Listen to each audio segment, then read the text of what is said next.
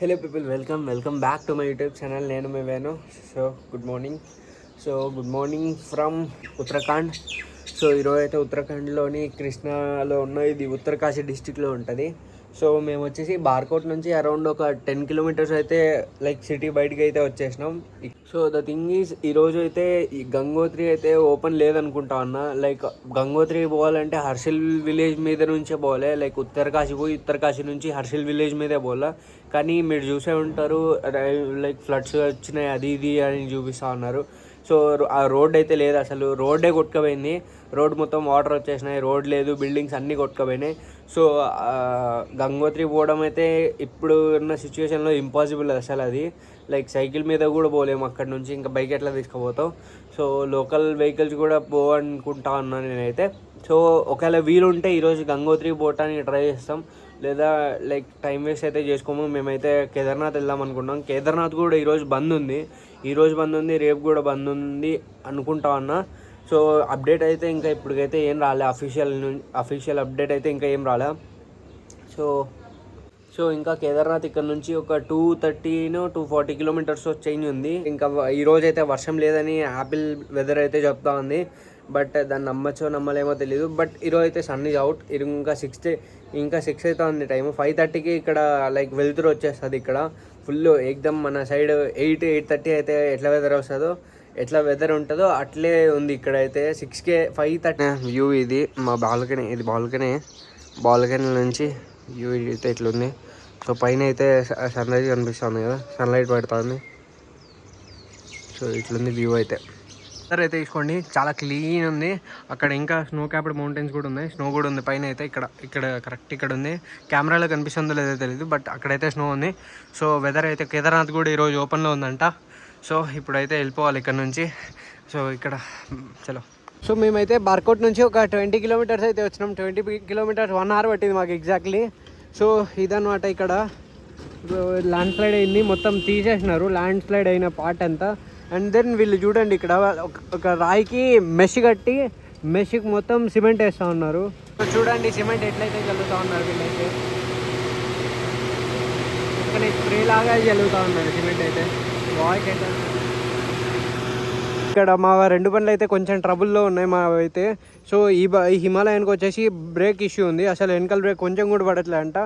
అది చూపించుకోవడానికి ఆయన. అండ్ దెన్ నా బైక్ వచ్చేసి బ్రేక్ ప్యాడ్స్ మొత్తం గట్టిగా దీనికి అతుక్కోబోతున్నాయి. ఇక్కడ దీనికి అసలు కొంచెం కూడా గ్యాప్ లేదు.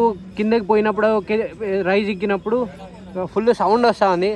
ఇక్కడ వీళ్ళు ఏం చెప్తా ఉన్నారంటే, ఇప్పుడు ఇక్కడ వర్షాలు రెయిన్ ఉంది కదా, ఈ బ్రేక్ ప్యాడ్స్ ఇక్కడ మీకు కనిపిస్తుందా, ఈ బ్రేక్ ప్యాడ్కి డిస్క్కి మధ్యలో ఏమైనా చిన్న రాళ్ళు ఉంటాయి, ఇంత చిన్న రాళ్ళు ఏమైనా ఇరుక్కొని ఉంటాయి, అందుకే మీకు ఇట్లా అవుతా ఉంది. ఏం కాదు, దాంతో ఏం పర్లేదు అన్నారు. అయితే ఇప్పుడు బ్రేక్ ప్యాడ్స్ ఏమైనా కొత్త ఉంటే ఇక్కడ ఈజీ తీసుకొని బ్రేక్ ప్యాడ్స్ వేపిస్తాయి. ఇక్కడే అయితే ఒక 6,000 అయితే క్యాష్ తీసుకున్నాం ఇక్కడైతే. మళ్ళీ ముందర మా దగ్గర అన్ని ఫోన్పేలోనే ఉన్నాయి డబ్బులు.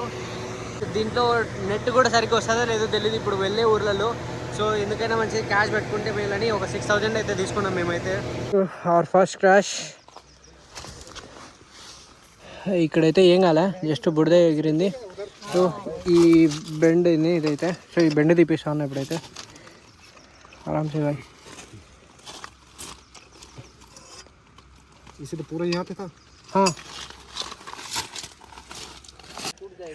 ఇదైతే పైకి వచ్చేసింది.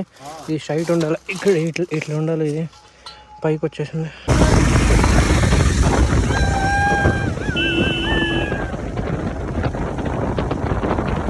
అసలు ఏం ఎండరా నాయన. మేమైతే పొద్దున 8:30 బయలుదేరినాం. ఇప్పుడు టైం అరౌండ్ 1:40 అవుతుంది. 1:40 అంటే ఆల్మోస్ట్ 5 అవర్స్ ఏమో వచ్చినాం. 5 అవర్స్లో 70 కిలోమీటర్స్ వచ్చినాం అంతే. 5 అవర్స్ 70 కిలోమీటర్స్ అంతే. అంత వరస్ట్ ఉంది రోడ్ అయితే. మా గాయస్ అయితే చిల్ అవుతున్నారు. ఎండ అయితే ఘోరంగా ఉంది. అరౌండ్ 20 degrees 22 ఉంటుంది, కానీ మేము అసలు తట్టుకోలేకపోతా ఉన్నాం. ఇప్పుడైతే మొహం కడుక్కున్నాను నేనైతే. ఇక్కడైతే వాటర్ బాటిల్స్ మరీ ఎక్స్పెన్సివ్ ఉన్నాయి. ఒక్కోటి 100 రూపీస్ అంట వాటర్ బాటిల్.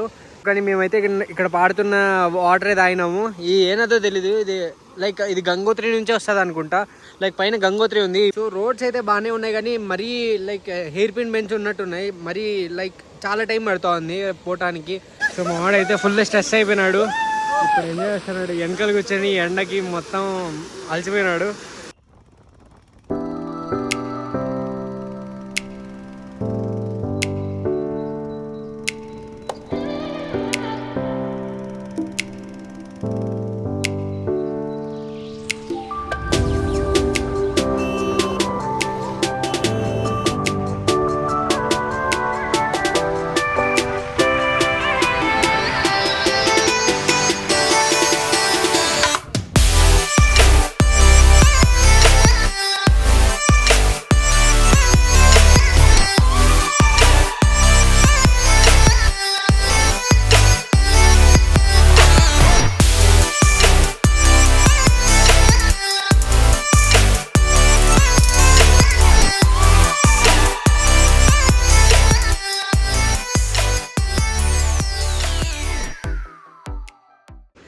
సో వ్యూ అయితే చాలా బాగుంది. మేము ఇక్కడ లంచ్ చేయడానికి ఆగినాము.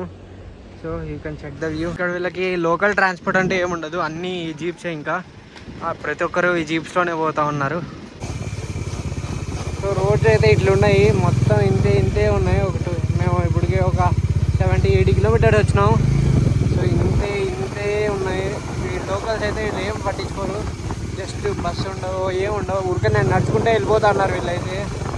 చూడండి అసలు ఇట్లుంటే 20-30 కన్నా స్పీడ్ ఎక్కువ పోలేకున్నాం అసలు మేమైతే. ఇప్పుడైతే ఒక టీ బ్రేక్ తీసుకున్నాము. మాకైతే అసలు ఈ రోజు అయితే వెళ్తామన్న నమ్మకం అయితే లేదు నాకు ఇంకా. సో ఇంకా 200 కిలోమీటర్స్ ఉంది కేదార్నాథ్ అయితే, లైక్ సోన్ప్రయాగే. సో ఈరోజు నైట్కి అంతా అక్కడికి చేరిపోతే రేపు పొద్దున ట్రెక్ స్టార్ట్ చేయొచ్చు. తర్వాత మొన్నటి పొద్దున కావాల్సి ఉంటే దర్శనం చేసుకోవచ్చు అనుకున్నాం. బట్ నాకైతే అవన్నీ అయ్యేటట్టు కనిపించట్లా. అసలు వర్షం లేదు. నాకు తెలిసి ఈరోజు ఉత్తరాఖండ్లో ఒక్క చోట కూడా వర్షం లేదనుకుంటా ఉన్నా నేనైతే.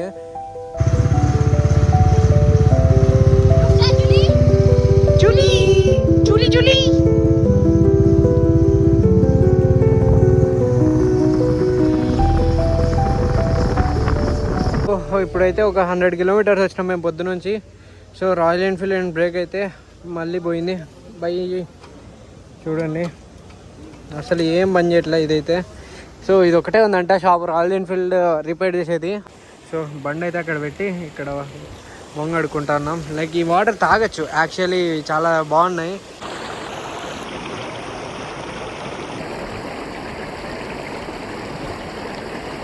ఇక్కడైతే మేము బండ్లు పార్క్ చేసినాం. ఇక్కడ టీ తాగుదాం మనం వచ్చినాం. బట్ ఏమన్నా ఆకలి అయితే చేసుకోండి మీరే అన్నారు. సో అందుకే మేము ఇక్కడ చేసుకుంటున్నాం. ఇప్పుడైతే పోహా రెడీ అవుతుంది. బ్రో మాతో పాటు వచ్చిన బ్రో చెప్పాం కదా, కలిసామని గుజరాతీ వాళ్ళే. సో వాళ్ళతో పాటు ఆయనే చేస్తూ ఉన్నాడు. So today we are going to eat poha, Gujarati style poha. So poha plus tea deadly combination అంట. మనకు కూడా తెలియదు, మనం ఎప్పుడు ట్రై చేయాలి. అసలు ఈ పోహా అనేది ట్రై చేయాలి నేనైతే ఎప్పుడు. పోహా అయితే తింటాను. వ్యూ అయితే ఇది.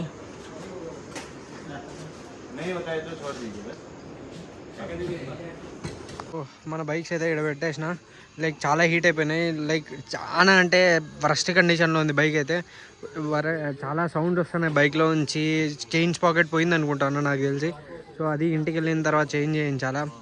సో ఇప్పుడైతే టైం అరౌండ్ 10:57 అంటే 11 అవుతా ఉంది. అసలు మాతో పాటు ఒక్క రైడర్ లేడు, ఒక్క కార్ రావటంలే, ఒక బస్సు రావటంలే, ఏం రావటంలే. జస్ట్ మా 2 బండ్లు అంతే. ఇప్పుడు కేదార్నాథ్ ఇంకా 20 కిలోమీటర్. కేదార్నాథ్ అంటే సోన్ప్రయాగ్ ఇంకా 20 కిలోమీటర్స్ ఉంది ఇక్కడ నుంచి. ఎగ్జాక్ట్లీ 20 ఉంది.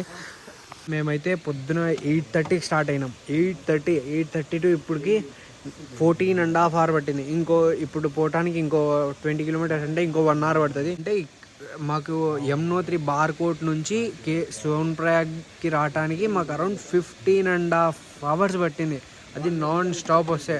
తెలిసిన ఒక ఫ్యామిలీ అన్న అక్క వాళ్ళ కూతురు పైన ఉన్నారు సోన్ప్రయాగ్లో. వాళ్ళని కలిసాలి పొద్దున్నే వెళ్ళి. వాళ్ళు సోన్ప్రయాగ్లోనే ఉన్నారు. వాళ్ళు 3 days బ్యాక్ ఏమో 3-4 days బ్యాక్ ఏమో మమ్మల్ని యమునోత్రిలో కలిసినారు. వాళ్ళతో కారు ఉంది కాబట్టి వాళ్ళు యమునోత్రి దర్శనం చేసుకోలేకపోయినారు. మేమైతే చేసుకొని ఇక్కడికి వచ్చాం. వాళ్ళు ఇంకా ఇక్కడే ఉన్నారు. పొద్దున వెళ్ళి వాళ్ళని కూడా కలవాలి. మేమైతే ఇక్కడ టీ చెప్పాను. గరం గరం చాయ్ బన్ రా అభి. ఇది ఉంది చూసినారా, ఈ గ్లాస్లో జస్ట్ పాలు, టీ పొడి లేదంట. ఇప్పుడు పాలు, జస్ట్ పాలు 50 రూపాయలు. పాలు 50 రూపాయలు. వాటర్ బాటిల్ 100 అంట. ఈ వాటర్ బాటిల్ 100 అంట. ఈ కుర్కురేలు 30 అంట, 5 రూపీస్ ఒకటి. ఇది 50 అంటేనే నాకు నమ్మబుద్ధి కాకుండా ఆడ కొట్లాడుతున్నారు మా వాళ్ళు. హోటల్ శ్రీహరి అండ్ రెస్టారెంట్లో రూమ్ అయితే తీసుకున్నాం మేము. ఇంకా ఇక్కడ నుంచి 5 కిలోమీటర్స్. ఇవి నాకు తెలిసినంత వరకు అయితే 12 o'clockకి ఇప్పుడు వరకు బైక్లో ఎవరు వచ్చిండరు. చూసుకోండి, 12:28 August 8th. ఇప్పుడు రీచ్ అయినాం మేము ఇంకా అసలు. So hope you guys enjoyed the vlog. So మీకు కొంచెమైనా ఇన్ఫర్మేషన్ వచ్చిందని అనుకుంటాను నా కేదార్నాథ్ ట్రిప్ గురించి, చార్ధామ్ యాత్ర గురించి. సో చలో బాయ్, గుడ్ నైట్.